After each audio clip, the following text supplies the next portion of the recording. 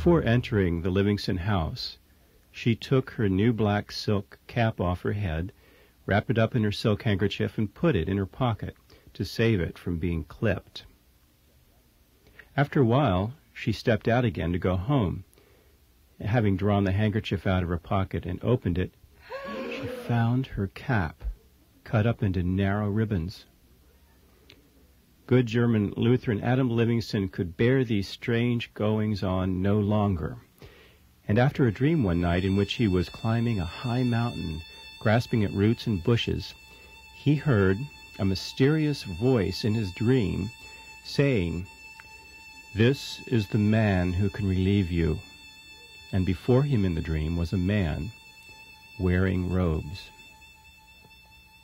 On the advice of a friend, Livingston went later that week to Mass, a Catholic Mass in Shepherdstown.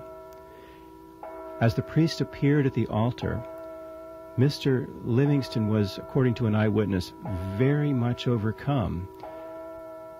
He wept bitterly and exclaimed, "This is the man I saw in my dream. He is the one to relieve me."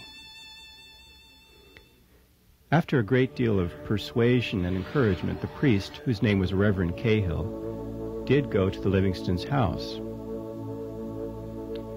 He sprinkled the house with holy water, and before he left, a sum of money that had been taken previously was lying inexplicably on the doorsill at his feet. The troubles there did, in fact, subside after that, but then the family began hearing a voice of, they say, a spirit. Reverend Cahill was called in again. The spirit confessed to him to have murdered someone who had previously lived on the property, and the spirit said he could not find rest until he had made restitution and given this murdered man a Christian burial.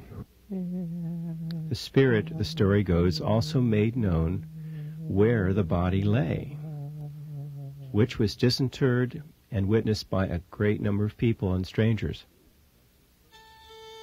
Who was this person? What evidence is there of a murder or mysterious death on the property? Our prime investigator, A.L. Marshall, speculates it may involve a near purchaser of part of this Livingston land who had this parcel surveyed many years before, but for some reason did not go through with the purchase. After the troubles ceased, Adam Livingston decided to deed this very specific portion of his tract of land to the Catholic Church in gratitude. This, incidentally, was the same portion of land that included the buried person. Livingston's second wife, Anna, was, of course, the big loser materially by Adam's decision to deed all his land to the church before his death or even hers.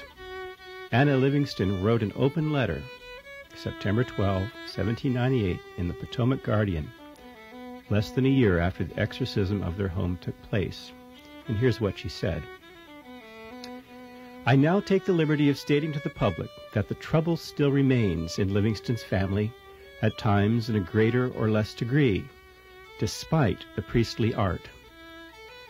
Whatever it is wonderful and unaccountable to the most penetrating mind. But what is most unhappy for me, it, aided by priestcraft, has been the means of secluding me from the business of my family, the embraces of an affectionate husband, and fixed me as an object of contempt. However, it is finally thought if priests and spirits could frighten me to relinquish my claim to my lawful thirds of Adam Livingston's estate, the public ear would no longer thus be amused. But this I leave for time to prove." For whatever reason, Anna Livingston did relent February 21st, 1802, and gave her written consent to Adam's decision as the law required. It became known as Priestfield, a hallowed ground where, for a while at least, Catholic believers from far and wide brought kin to be buried. By 1809, both Livingston's eldest son, Henry, and his daughter died. Around this time, Anna Livingston also died. And on March 1809, Adam Livingston, probably weary of anything supernatural by now, sold off his remaining acreage. Wrote Father Galitzin, Mr. Livingston removed from Virginia to Bedford County, Pennsylvania, about 20 miles from here, where he died, in the spring of 1820. I had Mass at his house repeatedly. He continued to the last very attentive of his duties, but did not receive the rites of the Church in his last sickness, which carried him off too quickly to afford any chance of sending for a priest.